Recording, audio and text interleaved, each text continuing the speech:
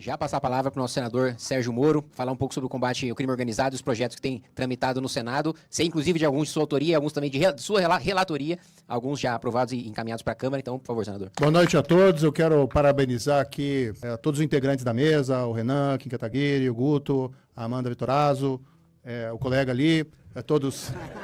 Não, desculpa, aqui eu cheguei agora aqui. Tá, mas é um bom colega. Você está na...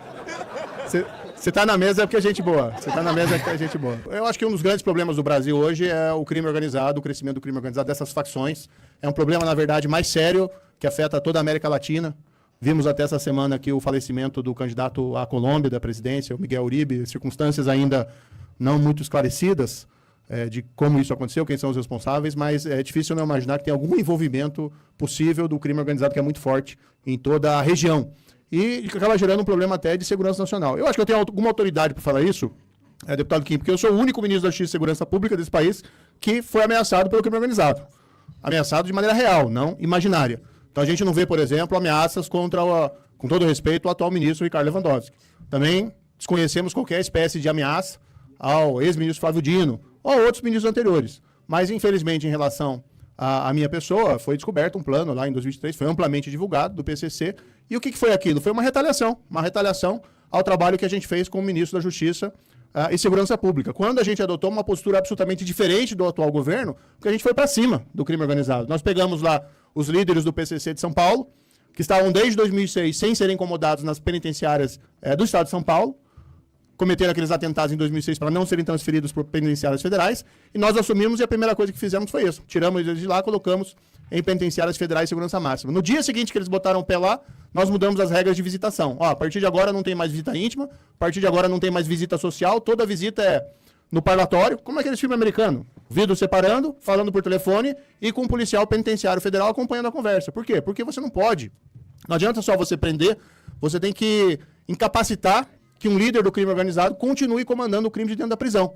Então são umas coisas óbvias, mas são umas medidas importantes e que têm impacto. Aprovamos lá no pacote anticrime na época, não consegui aprovar tudo que eu queria, mas uma medida que foi importante foi a chamada lei do confisco alargado, que é baseado no instituto que tem internacionalmente, que permite que você confisque todo o patrimônio de alguém condenado por pertinência a uma organização criminosa, se houver incompatibilidade entre o rendimento lícito e o patrimônio daquela pessoa. Ou seja, não é um confisco simplesmente de um bem específico ou que foi identificado um rastreamento direto com a atividade criminal, não. É o confisco de todo o patrimônio que seja incompatível com a renda. Foi aprovada na lei antidrogas, foi aprovado depois ali no Código Penal. Mas a gente vê, né, essa e outras ações que nós tomamos na época lá do Ministério da Justiça e Segurança Pública. Teríamos feito muito mais, mas infelizmente tivemos ali que deixar o Ministério por incompatibilidades. Mas o fato é que essa luta tem que ser uma luta perene. Como é que você combate o crime organizado? O crime é uma atividade racional. Ela envolve o quê? Risco e oportunidade. Você tem que aumentar o risco e você tem que diminuir oportunidades. Atividades de prevenção, mas também atividades de repressão. O pessoal fala, aumentar a pena não adianta. Não, adianta sim. Adianta, é importante. Quanto mais dura a pena, mais segundos pensamentos a pessoa vai ter antes de cometer o crime. Mas não adianta só aumentar a pena, você também tem que ser eficiente. Algo que foi aprovado no Congresso no ano passado, e tenho certeza que o voto aqui do Kim Kataguiri, que a gente acompanhou, foi ao fim das saidinhas dos presos nos feriados. Resolve o problema criminal? Não resolve, mas é um passo na direção certa. Até porque gerava um sentimento de impunidade, de injustiça. Matou os pais e sai no feriado do Dia dos Pais. Isso não tem condições de você justificar moralmente. Audiência de custódia virou uma porta giratória aí para criminosos. 40% das pessoas presas em flagrante vão para audiência de custódia e são soltas. Os juízes acertam várias vezes, mas muitas vezes também erram, soltam gente perigosa. E às vezes vem aqueles casos escabrosos, que acabam impactando até mesmo a credibilidade da justiça, de soltar um grande traficante de drogas ou de devolver um helicóptero que foi comprado com dinheiro de droga para o crime organizado. Então nós precisamos sim de uma mobilização legislativa, mas precisamos também de uma mobilização de corações e mentes para entender que se a gente não enfrentar com rigor o crime organizado, ele vai cada vez mais avançar. E eu felicito aqui todos os integrantes da mesa e os presentes por conta dessa frente. É uma iniciativa importante. Precisamos repensar, tirar, vamos dizer, aqueles fantasmas da mente que muitas vezes apontam o problema criminal é um problema social. Não é um problema social. Você tem que enfrentar as questões sociais com política de educação, de saúde, transferência de renda, que seja, né, investimento, buscar aí emprego, condições e oportunidades para todas as pessoas, mas ainda assim você vai ter atividade criminal. As nossas ambições, quando a gente fala aqui em derrotar o crime organizado, elas não podem ser pequenas. Porque quando a gente decidiu montar um partido político e coletar as assinaturas do zero, até chegar hoje em 583 mil fichas validadas, muita gente dizia que era difícil. Muita gente dizia que seria uma missão para nós mais difícil do que foi o período do impeachment da Dilma Rousseff. E nós passamos por cima disso. E nós conseguimos vencer. Derrotar o crime organizado é um tema muito tenso, muito complexo, porque, dado que ele envolve temas multifatoriais, ou seja, tem causas sociais, tem desigualdade, sim, tem má formação das famílias no Brasil, sim, tem cultura de putaria nas redes sociais, sim, tem menor de idade recebendo conteúdo falando da vida do crime e como essa vida é incrível, é sensacional, como você pode ser rico, como você pode fazer sexo com mulheres de todas as idades, e esses rapazes e moças estão recebendo isso e achando que o que você pode aspirar na sua vida é isso, certo? Isso conta, isso com certeza conta. Tudo isso está no espírito de uma geração de pessoas aqui no Brasil, especialmente as pessoas mais humildes, que acabam não encontrando numa economia formal a resposta para poder ascender socialmente e que eventualmente acham que essa subcultura que chega para eles é uma nova realidade, é uma realidade possível, e é uma realidade que você pode aspirar. É o exemplo que o Faustino deu agora há pouco, até do primo dele que acabou se seduzindo. Essa sedução acontece todos os dias. A gente precisa entender assim, por que então ninguém ataca? O Mendonça estava falando aqui que o governo Lula, só para dar uma resposta, jogou qualquer projeto, e foi jogado qualquer projeto. Se a gente lembrar da gestão anterior, quando o Moro colocou um pacote anticrime, foi o próprio governo Bolsonaro a sabotar o projeto. Alguém tem dúvida disso? Foi o próprio governo que lutava, aqui ó, arma aqui ó. Tinha arma nenhuma. Aquele homem se diz imbrochável, mas ele nunca fica rijo, de pé, viril, para enfrentar seus inimigos. Não é à toa que ele só perde. Com fraco você não derrota ninguém. Com fraco você não vence guerra alguma. O que nós estamos propondo, dado que a causa é multifatorial, é entender que nós vamos ter que atuar na alteração de leis constitucionais. É a alteração de matéria constitucional, sim. E ao mesmo tempo a gente vai ter que atuar nos municípios, desfavelizando essas cidades. A gente vai ter que aumentar o investimento em infraestrutura, cortando o gasto que nós temos estúpido, absurdo, dentro do funcionalismo, ou gasto dentro da máquina pública de toda a natureza. Por ser uma causa multifatorial, a guerra no longo prazo, a gente só vai vencer fazendo uma coisa, colocando as pessoas certas nas posições certas de poder.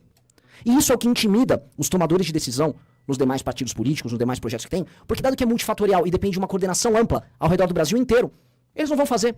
Eu sempre falo, a política no Brasil é um conjunto de projetos individuais separados em partidos genéricos que não vão a lugar algum. Vocês têm alguma dúvida disso? Como não é um negócio multifatorial, e como às vezes um deputado de São Paulo quer aparecer fazendo uma arma junto com outro deputado e fala lá, vamos lá, nós vamos matar os vagabundos. E ninguém anda com nada, e ele não vai se coordenar com um deputado da região Nordeste, e esses assuntos ficam só andando, eles são utilizados única e exclusivamente como instrumento de captação de voto, ninguém vai pensar num projeto amplo e geral. E ninguém olha nada. E no Brasil, veja só, o tema da segurança elege como nunca, a quantidade de homens com patentes no nome que são eleitos para posições de poder nunca foi tão grande, e ao mesmo tempo, absolutamente nada é feito. A gente tem uma sensação de que, mesmo com a queda no número de homicídios, a segurança, você pode perder seu celular num assalto a qualquer momento, ou que alguém que você conhece já foi assaltado ou perdeu um parente, ou que alguém que você conhece, especialmente se você for mais humilde, ascendeu dentro do crime. Em São Paulo a gente já ouve falar de doutores do PCC, contadores do PCC, gente que fez carreira burocrática e administrativa dentro de facção. Isso começou a se tornar absolutamente natural. E essa naturalização se dá porque, como a gente não tem resposta política, a gente não tem homem forte para fazer esse enfrentamento, tudo vai acontecendo normalmente, e como todos os problemas no Brasil, da ausência de saneamento básico, a nossa falência educacional, a gente empurra até ver o que vai fazer. Ninguém sabe o que vai fazer. O Brasil está indo para um colapso fiscal em 2028 e todo mundo sabe disso. As contas públicas vão estourar. Aí vão falar, vamos botar lá o Tarcísio, que ele vai dar um jeito. Ele não vai dar um jeito. Ninguém vai dar um jeito. Ninguém vai resolver sem alterar a Constituição. E o crime organizado está indo para essa mesma linha. Todo mundo sabe, todo mundo acompanha. Tem lobby do PCC e do Comando Vermelho andando nos corredores desse Congresso. ONGs ligadas a eles. Já foi denunciado, já está na imprensa. Algumas dessas ONGs já tiveram seus nomes presos. Teve gente que andou em ministério desse atual governo. ONG colocando filme na Netflix. Ou Oruan cantando e fazendo show. Isso foi naturalizado. E vamos explicar aqui, o próximo presidente da República, se não for nosso, não vai tocar esse assunto. E vocês vão ver mais ONGs assumindo mais posições e mais lobby, e tudo andando, e você tentando se espremer no meio, ganhando pouco, ferrado, tendo que esconder o celular para atravessar a rua, se preocupando qual é a próxima rua que você não vai poder cruzar. A gente tem que tomar uma decisão, e a decisão é essa decisão geracional, de enfrentar um problema de maneira multifatorial, de estudar mais do que os outros, de militar nas nossas cidades, de passar projetos nas nossas cidades, de ir pra Brasília novamente, ser chato e mais chato do que os outros. Ser visto como penteiro insuportável como vocês foram vistos hoje. E eleger pra presidência da República, no momento certo, a pessoa certa, pra decretar guerra ao crime organizado. E, novamente, quando eu falo guerra, é decretar guerra. É entender os membros do crime organizado como pessoas que não são titulares de direitos e garantias. Eles não são brasileiros. Eles são um inimigo interno. Existe, inclusive, dentro da lógica militar, a lógica do inimigo interno. O inimigo interno não é detentor de direito. Um membro do Comando Vermelho não possui direito e prerrogativa como membro do Estado brasileiro. E esse cara tem que ser destituído das posições territoriais que eles têm no Brasil. As polícias e as forças armadas têm que declarar guerra a eles, e sob o comando de governadores e da presidência da República, a gente tem que eliminar esses caras do solo brasileiro. Seja prendendo eles, enviando pro Tocantins, num presídio que nós ousamos construir no momento certo, seja mandando eles pra puta que pariu, pro inferno, eliminando eles da existência humana. Todo mundo aqui já passou por um assalto ou um ato de violência. Minha mãe passou por 2 sequestros relâmpagos. Todo mundo sabe o que é correr o risco de morrer na mão de um nóia. Especialmente, e vamos colocar aqui, especialmente os mais pobres, porque tendem a racializar ou levar isso para uma discussão de classe. Isso não é uma discussão de raça e classe. Se eu for entrar nesses termos, os mais afetados são justamente homens pobres, pardos e negros, que são os maiores mortos nesse jogo. E são eles que nós precisamos libertar. Eu vejo gente que vem com esse assunto, vocês querem fazer uma chacina, preferia... Não, as maiores vítimas disso são justamente homens pobres, pardos e negros. Esses caras poderiam estar fazendo curso técnico, estudando nas escolas e estudando num país diferente que a gente pode construir quando a gente retomar esses territórios. E hoje eles são ou vítimas de um gatilho errado, ou inclusive a mão que vai segurar a arma sendo recrutado pelo crime organizado. Esse sonho que a gente tem que sonhar, que é o sonho da declaração de guerra, a ocupação das periferias, a ocupação do nosso Nordeste, que a gente vai lembrar, o Nordeste é a região hoje em que o crime organizado está mais forte. Tomar das periferias de um Recife, as periferias de Fortaleza, a situação de Fortaleza inclusive talvez seja mais grave, significa reencontrar o Brasil e repactuar o Brasil. O Brasil que encontra a periferia das cidades de São Paulo, do Rio de Janeiro, de Belo Horizonte, assim como retoma o Nordeste, ele encontra uma missão que para de nos dividir. A gente vive vendo nas redes sociais disputas, eu não gosto do Sul, eu não gosto do sei o quê. Chega, se a gente lutar na mesma guerra, a gente tem um só propósito. Vamos lutar por um propósito agora, declaração de guerra. E o primeiro é prender e matar as lideranças do crime. E o segundo é chegar nesses bairros que são do crime, colocar a bandeira do Brasil, colocar um quartel para estabelecer a autoridade e colocar uma primeira escola séria para começar a tirar esses meninos dessa ideologia maldita do crime organizado, das músicas de merda que eles ouvem. E eles vão não apenas cantar o hino, mas vão começar a se ver como brasileiros, irmãos de todos vocês, porque hoje esses caras estão largados. E com esses caras a gente construir a porra de um Brasil que não vai ser mais humilhado como a gente vem sendo pelo bosta do Donald Trump, pelo traidor do Bananinha e por esse vagabundo do Lula que tá aí tratando a gente como um joguete pra fazer fama internacional puxando o saco da China. Vão todos esses homens tomar no cu deles e vamos cumprir a nossa missão. Muito obrigado. Gostou dessa análise? Assista o Análises Renais de segunda a sexta no canal do MBL Live TV às 15 horas. Para mais cortes como esse, se inscreva no Pela Missão.